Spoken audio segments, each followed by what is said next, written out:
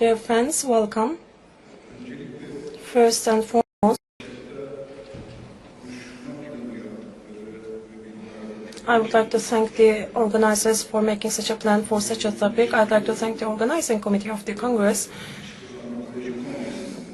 In Psychopharmacology conference and talking about such a topic might be the first time, I think.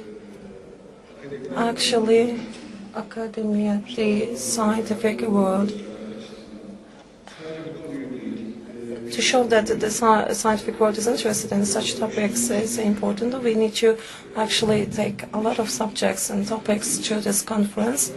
This is the first conference, actually the Psychopharmacology Congress organizing committee actually has taken the first step, and they deserve all the appreciation. Could there be a psychology of the 15th of July? Because somebody who doesn't know what happened will be very surprised to read this topic. However, for the people living in Turkey, this day has a very deep meaning, deserving to be addressed. Dear friends, there are two dimensions of 15th of July. 15th of July was the day of an attempted coup, and the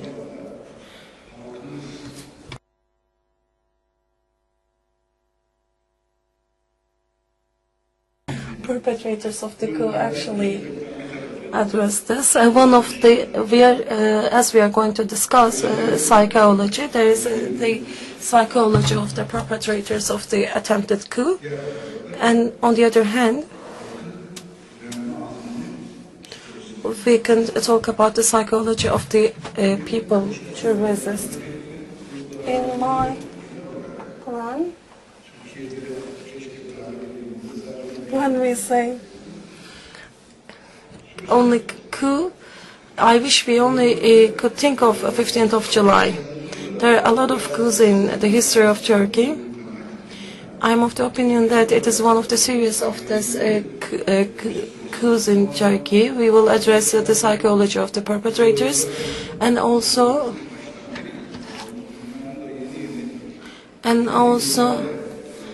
we will address FETÖ terrorist organization, which is actually proven by the world, and we will address the differences of the coup with the previous coups.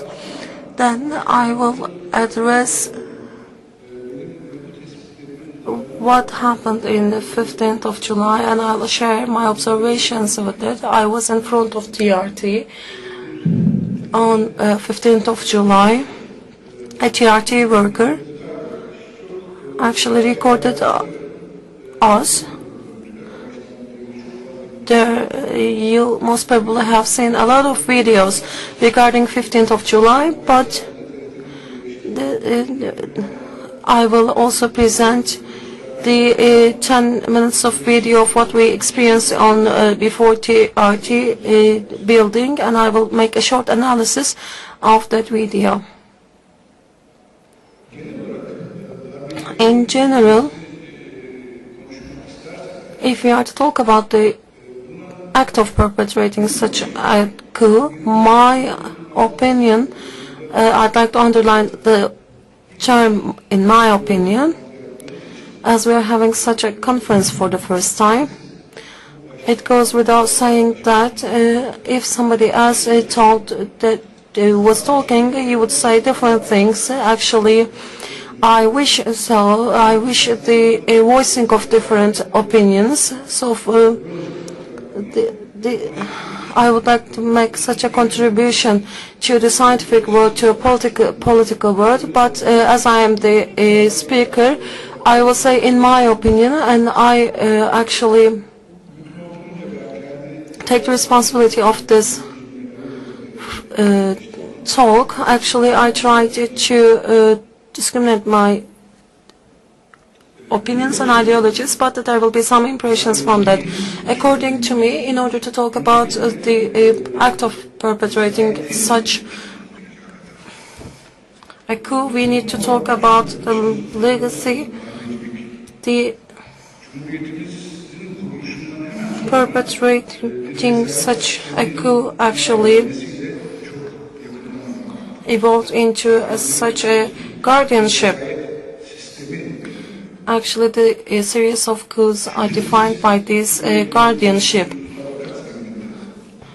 No doubt that our republic was founded in a legitimate basis. However, when we just question the basis, we see that there is a deadlock.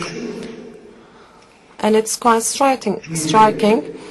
The republic is the administration of the people, and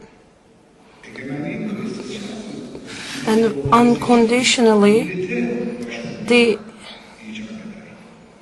people have to have the sovereignty, but you need to resort to people for that. However, our republic at the same time is based on some insecurities,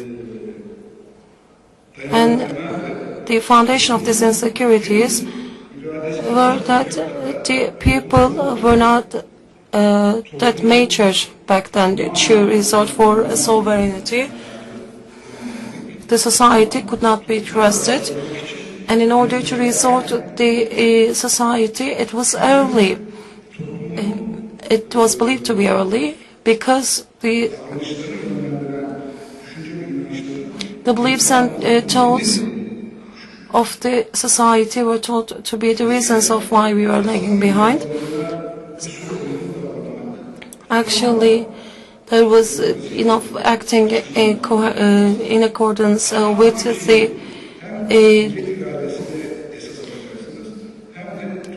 events of the time. This is the deadlock. You both think that you need to resort to society for sovereignty, but you need to set the way. And one of the reasons of guardianship is the concern for continuation. The factors which contributed to Turkish Republic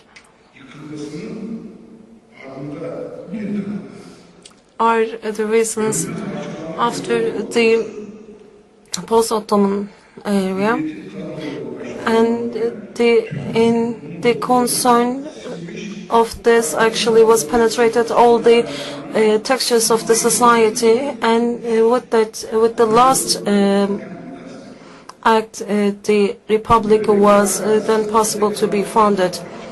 When we say perpetuity or continuation, survival, we see that there is also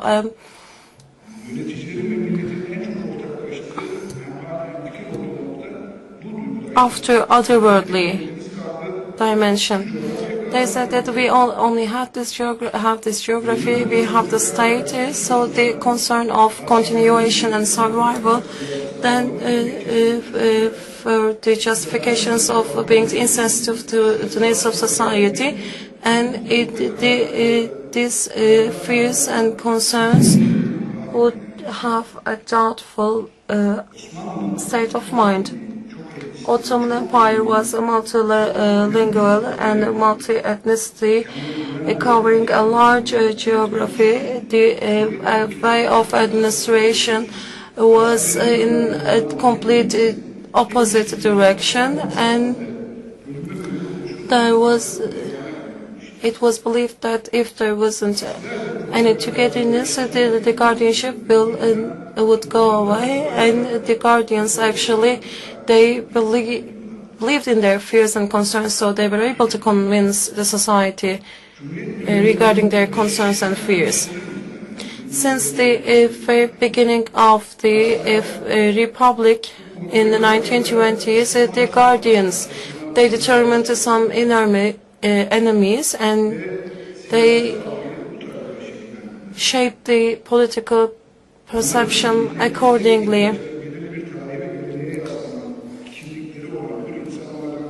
The society was not a mature was not major back then, and the society was something to be protected from communism and other ideologies, and it was like a children group.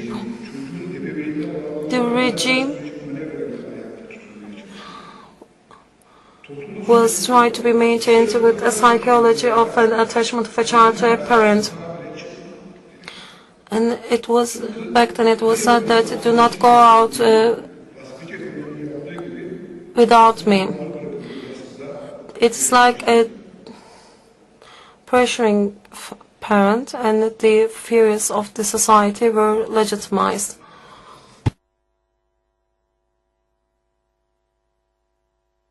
However, except for what I have been telling, there were other things happening, and in order to express what was happening in the society, what I've told was not enough. We need to address the democracy dimension as well. As Mustafa Kemal Atatürk pointed out, there are two paths.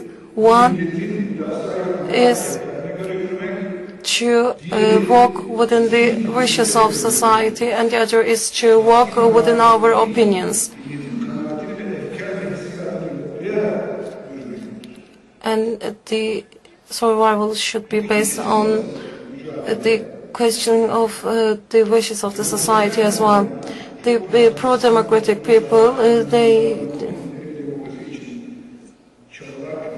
they were trying for an advanced democracy. However, the pro-guardianship group, they transformed their guardianship into the perpetration of a coup, and they said that they had the opinion of that if they were not the guardians, they thought this as a junction. Actually, this was rooted in the mentalities of the people, and with accepting the sovereignty actually lies within the society. However, this society is not. They thought that the society was not deserving this, and then when the society presented itself, they turned into the perpetrators of the coup.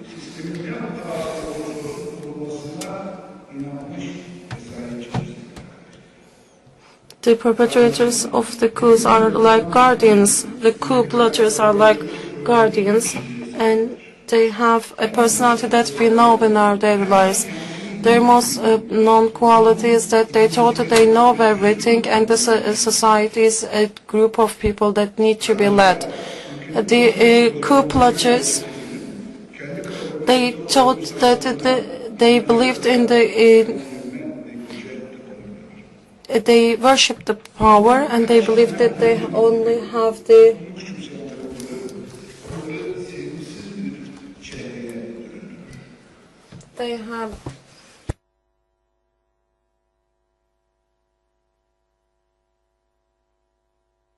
actually these people, they lack of conscience, and they are doubtful that everybody is standing against them, and in order to they can resort to unconventional ways to prove this, and they never feel guilt, and they never feel any load of conscience.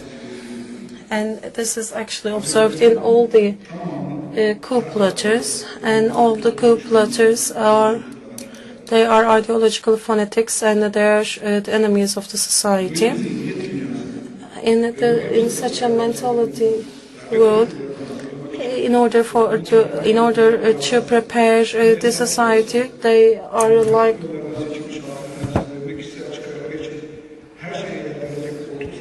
it is like the disorder. It's the disorder or of a wise, and if they have to kill each other, they will not refrain from killing each other. Yes, it is right that the 15th of July coup bears a lot of differences than the previous coups. The dynamic of this is the factor. It is a community, FETÖ community, and it is quite apparent that they targeted a Syrian-like state. I'd like to draw your attention. There wasn't any chance of this 15th of July coup being successful. So we need to be clear from the questions of what would happen if this continued. If the process actually continued, there will be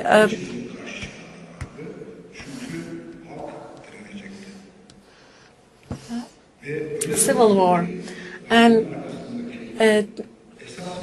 I believe that the essential underlying idea was that they missed that they would lead Turkey to a chaotic environment. There are differences. Yes, I will try to explain this, and actually the coup plotters of this coup and the others actually they have the same qualities. When they were they took the army commander, they asked one question: would you be our Kenan Evren? And so and it is the evidence to prove that they have the same qualities with the other plotters. Let's continue with the differences of this coup. There is a significant difference. I have used the words that I could just say this. I never called them traitors. However, for the other coups, but for 15th of July coup plotters, I could use this. So under normal conditions, it would not be very logical to use the word traitor in academic environments. However, this attempted coup of FETÖ could only be expressed with the word traitors or treason. FETÖ is the largest blind rage or insanity organization that has been ever in the world. So, and it has its roots from this society. Of course, in the history,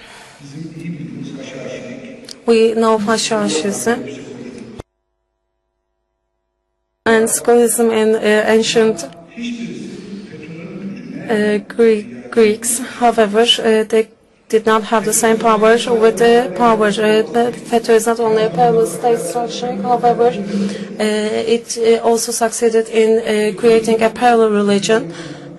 So I would like to let's not talk about who has been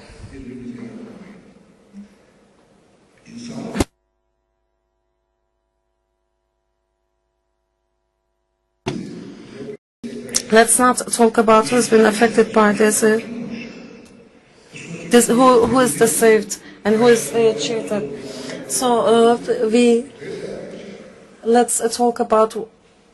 let's make a research of what we have observed. On my behalf, actually, I am trying my best to do so.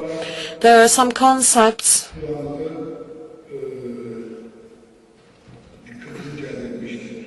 that might be attractive. I say spiritual blind range, and there is one other concept. This is the identification in the organization. It is when you have the children and also psychiatrists, when the identity actually is established. In adolescent age, the identity is established. Of course, in modern times, there are some groups, segments which are marginalized and having a different way of parenting. But when I say getting an identity or organization, it is different. The children actually are born into an organization, and the number of this is very higher compared to other societies, and some collective identities are actually shaped in this way. You are not only Turk and Muslim, and you are actually raised to become as somebody pro somebody, pro something. So their identities, they are not actually right, and they are generally weak. We can discuss the reasons separately, but in the establishment of collective identities, the organizational structures are very effective. FETA is very effective. You know, after the pause and after the arrest, you know, we are still thinking of their families, and what makes us think that they are quite because they are quite common, and they are actually you know, have roots in the family. It is. And if we add the children who actually were involved in FETA because of because they wanted to pass a test or to be employed. When we say identity, it's internalization of the values. Whatever values we have for being a Turk and Muslim, if we actually can attach the value for this. However, for the ones in the you know, in organizing the getting an identity in the organization, if we say for our country, for our for what we actually would do for our country would be done by them for the things that they believe, and it's not very difficult to imagine what they could do for that. Of course, for our religion and for our society, people, what we could do actually, they could do it easily because they get their identity in the organization. And as Kanter, the basketball player, he was ready for a mania, and he said, he rejected his father, and he said, Fethullah Gülen is my father, and in the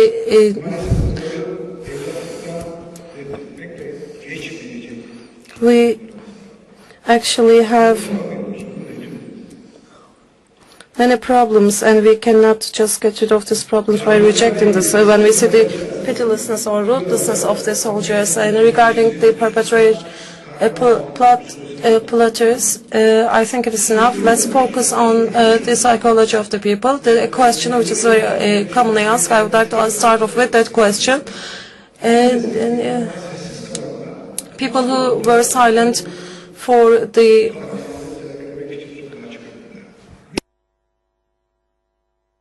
execution of Menderes, half of the people were on the street. Actually, I answered this question by coincidence when, again in July, however, in 2015, 1 year before the coup, actually, I would like to read some passages from text from my answers.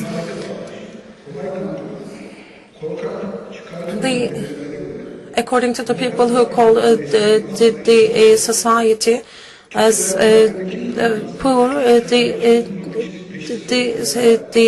people actually follow the people who are leading them, and when they see a gun, they will just refrain.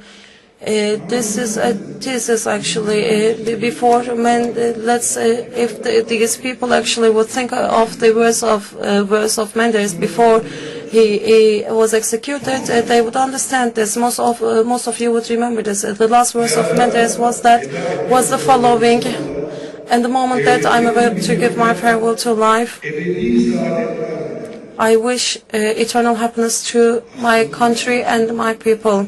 These are the last words of the Prime Minister that we executed. And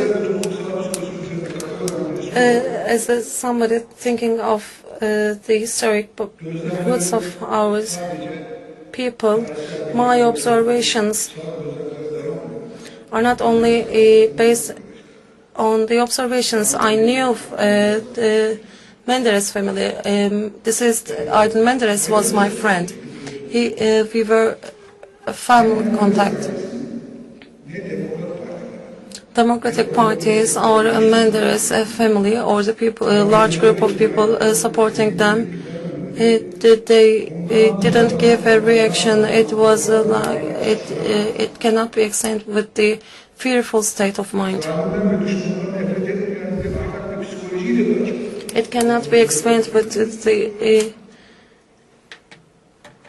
people who hated them. The state of mind of Menderes is actually interesting, but it is not because they were reactive and the inertia was their reaction. The people who supported the Democratic Party and they actually like Menderes a lot, and it is known by everybody who knew them. What makes their lack of response interesting is that heavy onus, the responsibility that they had. They had a very high level of awareness to keep the nation together, the unity of the nation, and the future survival of the state. They were concerned about this. They didn't want to take a wrong action. They didn't want to cause problems for the state.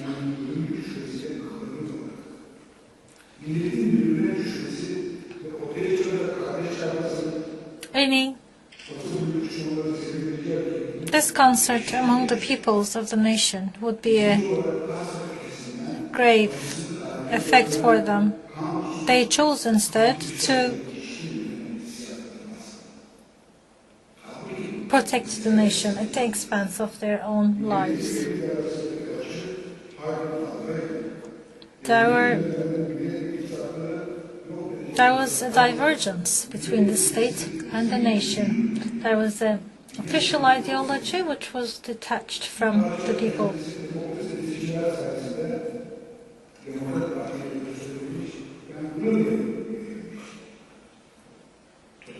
Thanks to the elections, the Democrat Party was there. However, the political authority did not have a clear understanding of the dynamics of the society. Therefore,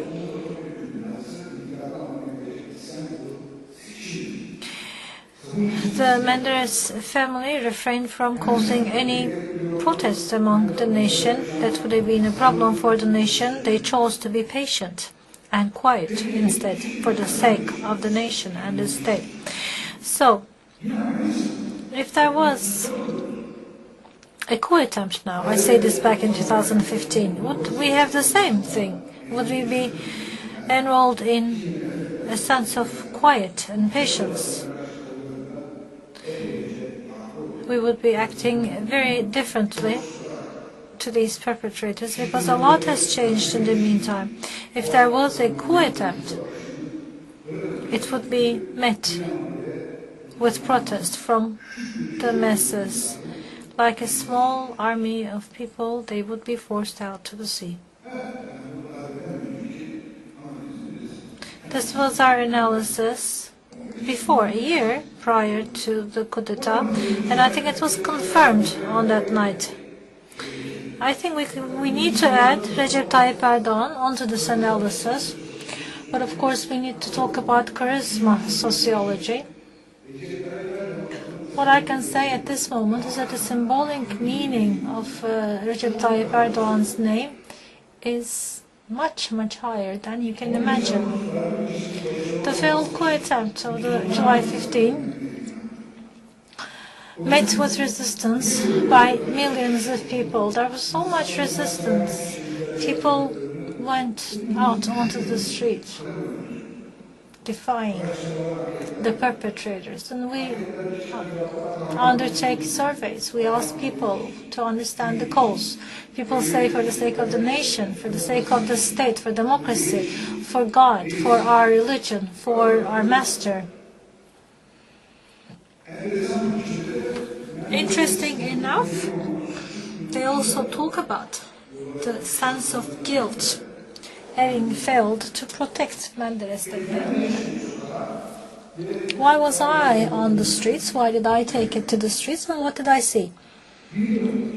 I don't know why.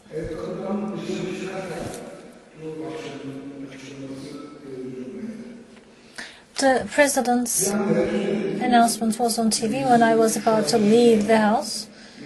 I hesitated for a moment whether to go to TRT or to the parliament. I called my brother, and I thought my brother was taken hostage. So I sent a WhatsApp message. I said, "Are you okay, brother?" And he said, "We're resisting."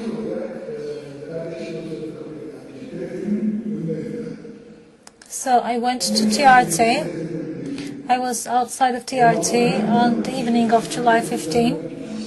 I had a chance to observe what was going on firsthand. I heard these perpetrators ordering the soldiers to open fire onto the people.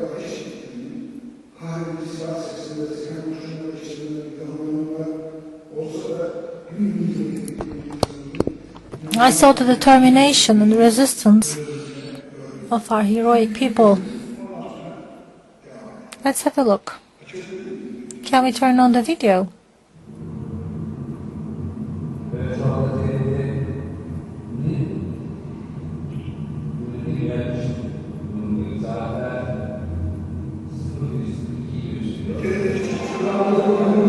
This is a recording by an employee of TRT.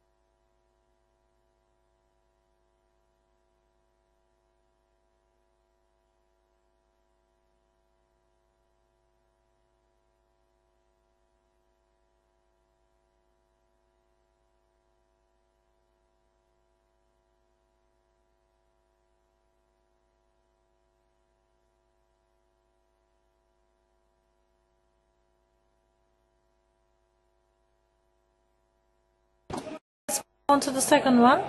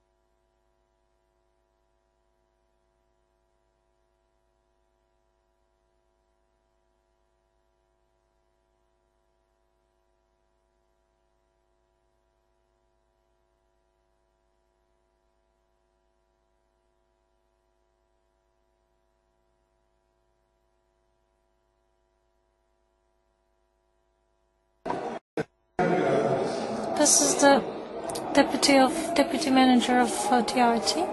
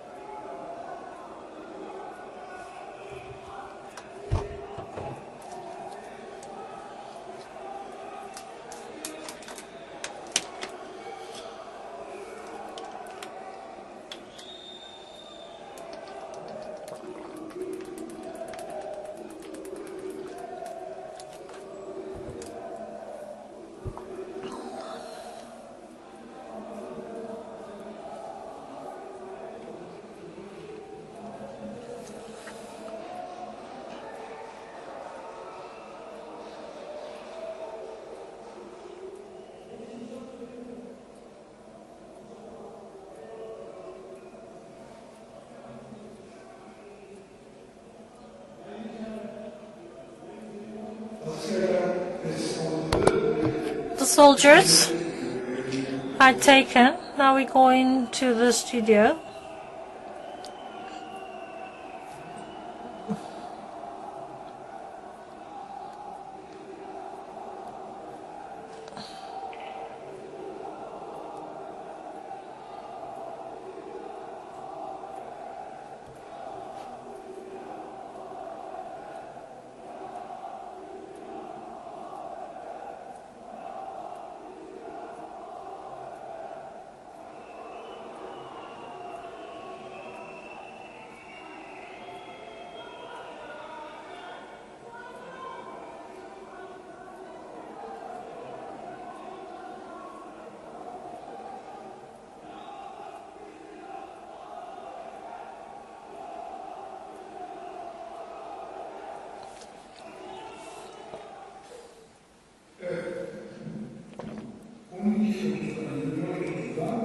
So from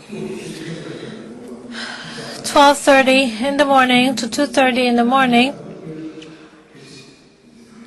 this was what happened, and this was just like a 10-minute footage.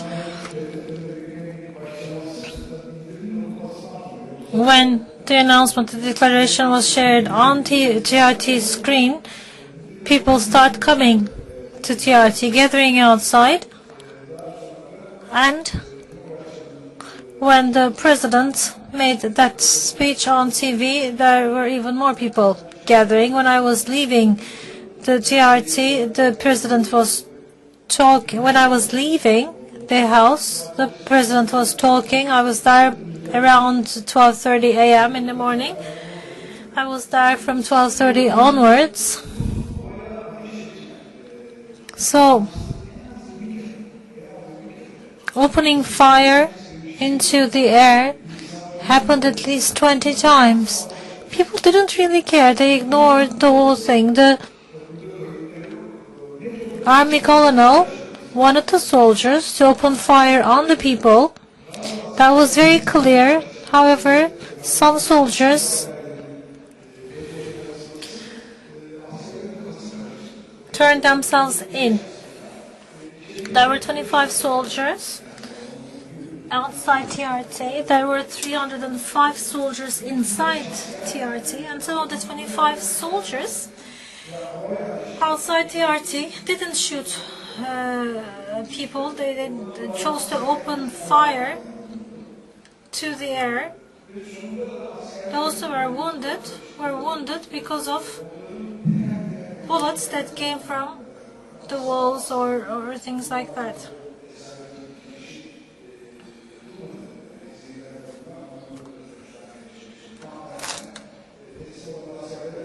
And those soldiers who turned themselves in were not hurt in any way.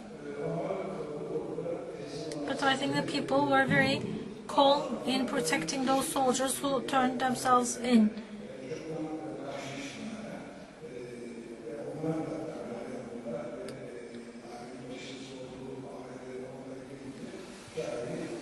And when the rest of the soldiers inside TRT learned that the coup failed, they turned themselves in as well, or some ran away. What I saw there was predominantly young people of nationalist and Islamic backgrounds. There weren't that many people at first, but then people started gathering.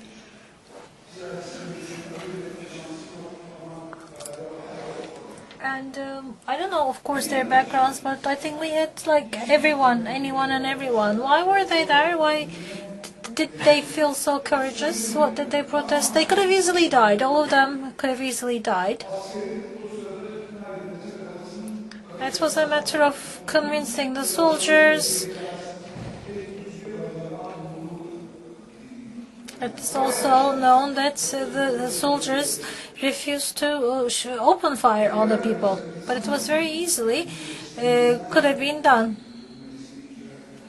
We, as the professionals of this area, know that the cause of individual decisions is never clear. We can't quite pinpoint to the actual cause, because our knowledge of psychology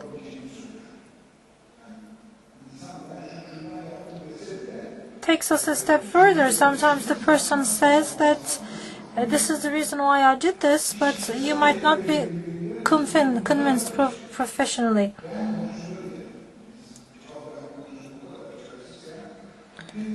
When we are so helpless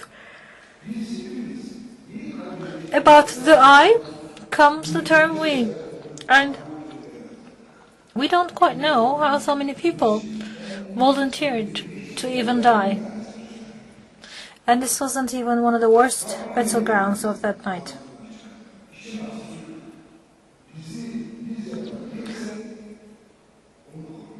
We wanted to protect what made us us,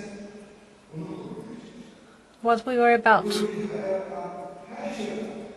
Despite anything and everything, despite our criticism, it was our satisfaction of the life we had, our gratitude we felt for what we had. It was our willingness to protect our future, our children, to ensure they enjoyed the same blessing. We were against what? I don't know what we were against at the time. However, you can call it the US, you can call it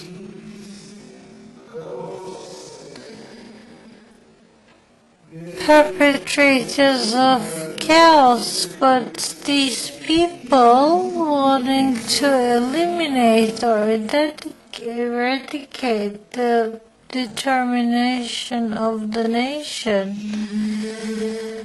were the ones who received this protest. We knew that they had some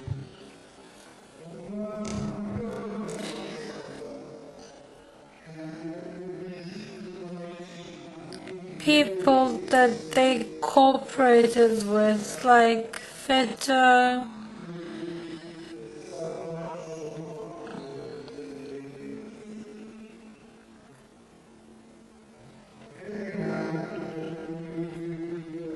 and